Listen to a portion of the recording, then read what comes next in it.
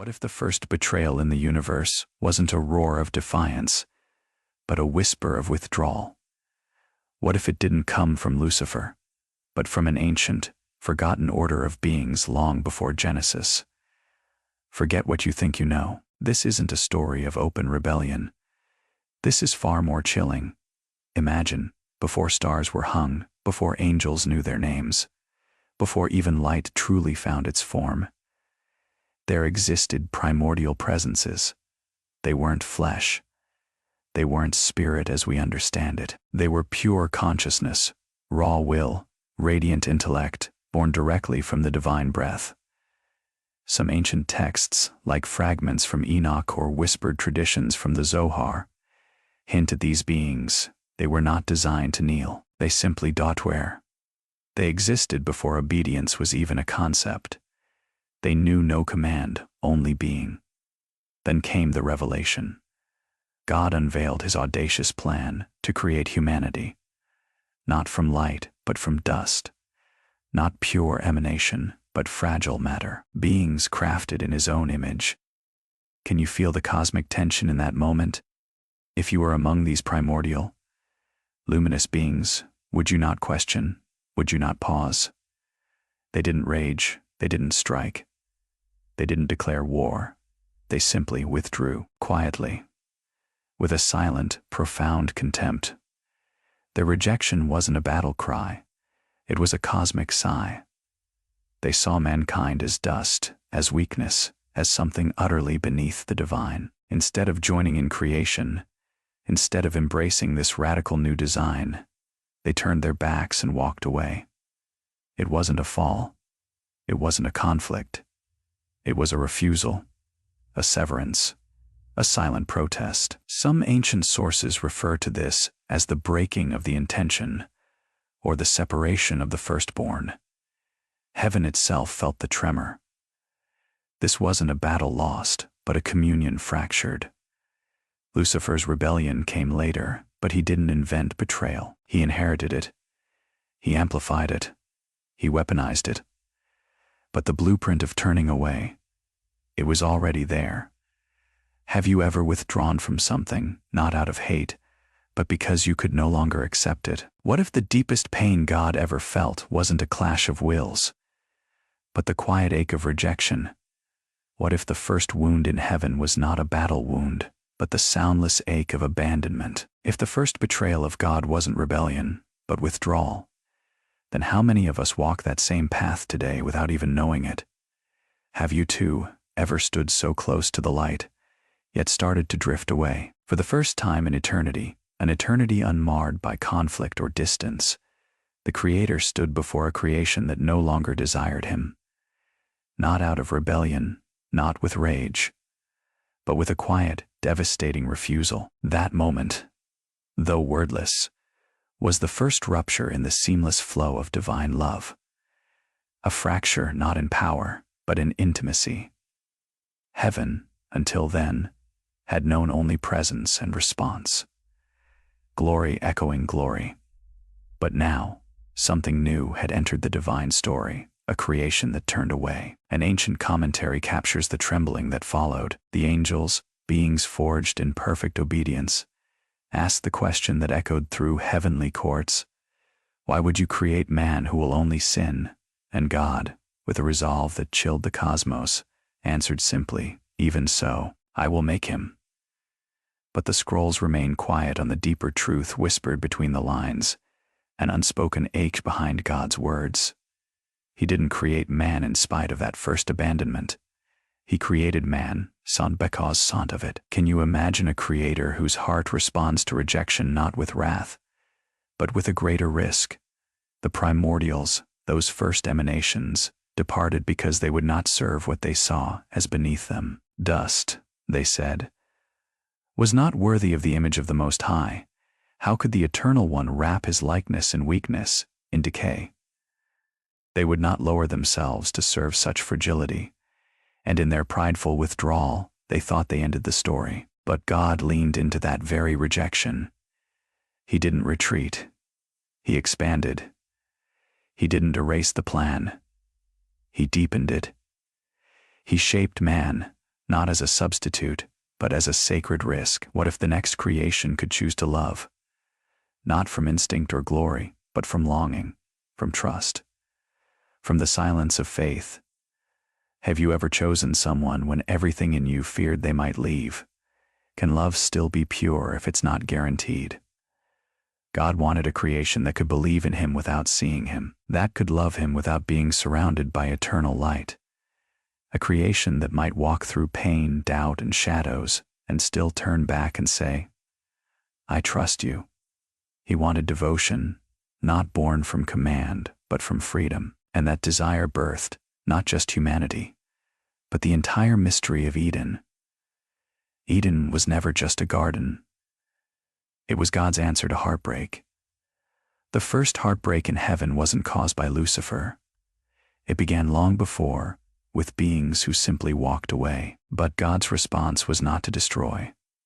It was to create again, but this time with risk embedded in the design. The risk of love without sight. The chance that someone, ... might stay even when you had every reason to leave. What if your existence is part of a greater healing? What if you were born to be the response to a wound no one on earth remembers? But heaven never forgot. This world wasn't designed to be perfect in the sense of flawlessness, but in the sense of purpose. Earth was designed as a restoration, a realm not just to house mankind, but to heal the breach left by the first turning away, a second chance. Not only for humanity, but perhaps even for the design itself. And that is why the silence of those first traitors still lingers. Because though they stepped away, they still watch, still silent, still judging. Are you ready to answer the cosmic call and become the healing God intended? Among those ancient ones, those who had once quietly turned away, there was one who refused to remain in the background. He would not simply withdraw. He would rise. Unlike the others who dissolved into stillness, he burned with a restless fire. Lucifer, the light bearer, watched what the primordials had done in silence. But he would not follow their example. Where they faded into distance, he stepped forward. Not with humility, but with defiance. He transformed their passive retreat into a calculated confrontation. They had withdrawn in quiet protest. But he would speak what they only dared to feel. What would drive a being of light to turn silence into strategy? Have you ever been so convinced of your righteousness that you challenged the very order that made you? Lucifer wasn't the first to question God's design, but he was the first to weaponize the doubt. The Book of Enoch names him Helbi-Shakar, son of the morning, not merely for his brilliance, but because of what he remembered. He had witnessed the first fracture. He had seen the pain in God's eyes when his creation stepped away. And deep within him, a conviction took root. Not that man was holy, but that man was a mistake. He looked upon humanity, not with wonder, but with suspicion, not as the image of the divine, but as a flaw carved into the sacred order. Lucifer's fall, contrary to popular belief, wasn't the result of a single sudden act. It was the outcome of a long and building disagreement with the very blueprint of creation. He didn't reject a command. He rejected the plan. In a rare and cryptic passage from the Apocalypse of Abraham, it speaks of a shining one who stood before God and argued, "Should the throne not belong to those born of flame, not of clay?" This wasn't rebellion born in the dark. It was a courtroom challenge. He did not sneak. He did not deceive. Not at first. He approached the throne as a prosecutor. He saw himself not as an enemy, but as a guardian of order. Some ancient hints suggest that Lucifer believed he was preserving holiness, that it was man, this vulnerable, fallible being, that would bring contamination to the eternal. In his mind, the cosmos needed defending from what he saw as divine vulnerability. He wasn't rebelling against God out of hatred. He believed he was helping God by opposing what he couldn't accept. But in trying to preserve what he thought was pure, Lucifer created the darkest distortion of all. Have you ever tried to fix something only to destroy it in the process? He turned the wound of heaven into an accusation. The quiet heartbreak of divine abandonment became the foundation for his revolt. He gave voice to the silence the primordials left behind. Where they walked away, he stood and shouted. Where they rejected gently, he tore through with fury. And for the first time since eternity began, heaven shook, not from distance, but from force. Not because someone left, but because someone tried to seize the center. But even in his rebellion, Lucifer was not original. He was responding to an ache he could never make peace with, a silence he could not accept. And when he fell, he did not fall alone. Have you ever considered who might be watching in silence, only waiting for someone bold enough to speak their hidden doubts? Lucifer followed not armies of fire, but whispers of old, not warriors, but watchers. Beings who had never raised a hand, but who had once refused to serve. And when they saw him rise, they recognized the echo. They saw the old debate returning, not about power, but about purpose. God was creating again. Not more light, but breath, not a radiant being, but a fragile one. A creature of blood, of dust, of longing, and not in the likeness of angels, but in the likeness of God himself. And so the watchers watched again, silent, solemn, uncertain. What would Daitude have done, standing there in eternity's court? Would you defend God's choice, or would you see only the risk?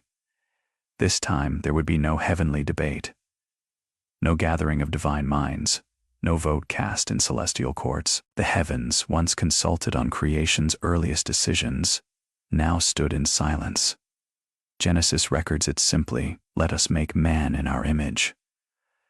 But the ancient texts, those preserved in Midrash, Zohar, and mystic scrolls, say much more. According to Midrash Tehillim, the angels cried out in protest as God began shaping Adam. They could not contain their confusion. What is man that you are mindful of him? How could dust deserve divine attention? How could the eternal stoop so low? But God did not flinch. He did not offer explanation. He offered intention. The Zohar tells us that Adam was crafted from both the lowliness of dust and the breath of divine fire. A mixture so paradoxical, it disarmed the accusers. Why? Because it created a being who could fall deeply, yet rise even higher, a creature not limited by nearness to glory like the angels, one who would not serve out of reflex or radiant compulsion, but from choice, from longing, from love. Have you ever loved without guarantee, followed without seeing, trusted without proof? That's what man was designed to do. And that made him not only dangerous, but revolutionary. He was not made to echo heaven, but to challenge it, to remind all who had walked away that God still believed in the power of risk. According to certain Kabbalistic traditions, Adam's creation wasn't merely a beautiful act of love. It was an act of war, a divine strike against the pride of the primordials, a holy declaration that dust, the very thing they rejected, could now carry what light refused. Can you imagine how heaven trembled? Not at a rebellion, but at a sonbirth, gaunt. Man was not heaven's servant. He was its answer, a response to silence, to distance, to that cold severing long before Eden's gates ever opened. Not a puppet, but a partner, not made to praise blindly, but to seek the face of God and decide whether to follow. And that freedom, the raw, terrible beauty of it, made Eden far more than a garden. Eden became a battlefield, not of swords, but of ideologies. A sacred proving ground where heaven's oldest wounds were forced into light. It was there that divine love met ancestral bitterness. There that a new creation stood where the first ones refused. And right at the center, without even knowing it, stood Adam, flesh and breath, soil and spirit, a living contradiction placed in the crossfire of an invisible war he did not start, but had to carry. Have you ever stepped into a battle you didn't choose, just by being who you are? Adam was not just the beginning of mankind. He was the statement that God had not given up, that he had dared, despite abandonment, to begin again, to entrust his image to weakness, to wrap his likeness in limitation. And that act, so bold, so defiant, was an insult to those who had turned away, for they had once stood in undimmed glory, only to now see that glory handed to clay. And perhaps the question still lingers in the silence they left behind. If God would give such honor to dust, then what might he still be willing to do with Danta? Genesis chapter 3 begins not with warning, nor with thunder, but with a voice already speaking. The serpent doesn't slither in with dramatic fanfare. There is no grand entrance. He is simply there, and his first words to Eve are deceptively casual. Did God really say? But make no mistake, this was not a question of curiosity. It was a calculated tactic, a seed disguised as conversation. From the very beginning, the serpent doesn't attack the command itself. He goes after something more fragile, more sacred. He targets the font relationship, the bond between Eve and God, the unspoken trust between Eve and Adam, the unseen thread tying humanity to divine truth. Have you ever had someone ask you a question not to seek the answer, but to make you doubt what you already knew? What most readers overlook is subtle but devastating. The serpent's opening line wasn't a lie. Not yet. It was a distortion, a shift, a manipulation of framing, and in that slight twist, he created room for confusion. Scripture tells us in Genesis 2:17 that God gave the command not to eat of the tree of the knowledge of good and evil, directly to Adam. Eve had not been created yet. She received the truth second-hand, through Adam's voice, not God's. And Lucifer, ancient and cunning, knew that. So he didn't need to argue with God. He needed to insert a question mark into Eve's trust. According to early Jewish midrashim, Eve added a line to God's original instruction when she replied to the serpent, "We must not eat it, nor even touch it, But God had never said they couldn't touch it. That addition, a subtle overcorrection, revealed something deeper. The seed of distortion had already taken root. Why did the serpent go to Eve? Why not challenge Adam directly? Some ancient writings, including mystical threads from the Zohar, suggest it wasn't because Eve was weak, but because she was different. She represented something Adam did not: intuition, receptivity, an echo of spiritual sensitivity. She was not the lesser vessel, she was the mirror. And in that mirror, Lucifer saw an opportunity not to break the woman, but to shift the entire foundation of mankind through the one who perceived more deeply. Can you see how powerful that insight is? If you were Lucifer, would you not aim for the very structure through which divine design flowed? And that's why it worked, not through force, not with flames or fangs, but through conversation, through the shaping of perception. Eve was not seduced in the way tradition often misrepresents. She was convinced. She reached for what she believed was wisdom. She acted not with rebellion, but with reasoning. And that's what made it so devastatingly effective. She reached. She touched. She tasted. And then she handed it to Adam. And what happened next? He did not question. He did not hesitate. He took and ate. And in that moment, the fracture that had once begun in heaven echoed now in the garden. Lucifer's strategy was never brute destruction. It was infiltration. A reworking of the blueprint from the inside. He didn't need to fight man with war. He needed man to dismantle himself. And he began not with rage, but with suggestion. And Eve, unaware, stepped into a conflict that had been smoldering long before she drew breath. She didn't cause it, but her choice became the hinge upon which history would swing. Have you ever felt like you inherited a war you didn't start, and yet your decision became the turning point? This was not just the fall of man. It was the continuation of an ancient tension between divine design and celestial descent. And now that conflict lived in flesh and breath and consequence, the silence that once fractured heaven did not stay there. It echoed, soft but unrelenting, into the fabric of earth. And when Adam and Eve stood beneath the trembling branches of Eden's forbidden tree, they stepped into a silence older than time itself. This story isn't just about forgotten beings in celestial realms. It's about us, about every moment when we feel the pull to step back from faith, from purpose, from truth. In your life, how many times have you felt the weight of silence? The temptation not to rebel, but to withdraw. To disconnect. This ancient story lives in our daily choices, in our struggles to trust what we cannot see, to love even when it costs us something, to stay when leaving seems easier. But here is the hope. God didn't abandon his creation after betrayal. He created again. He didn't erase the story. He deepened it. And that means your failures are not the end. They're the soil for something new. You are not called to be perfect. You are called to choose, to return, to rise, to become the answer to what walked away. Because even before the first breath of dust became life, the Creator had already written the answer into the very fabric of reality. Not a plan for punishment, but a path for repair. This invitation still stands. It hasn't been revoked. Every breath you take, every moment time moves forward, is a quiet reminder that the divine invitation still stands.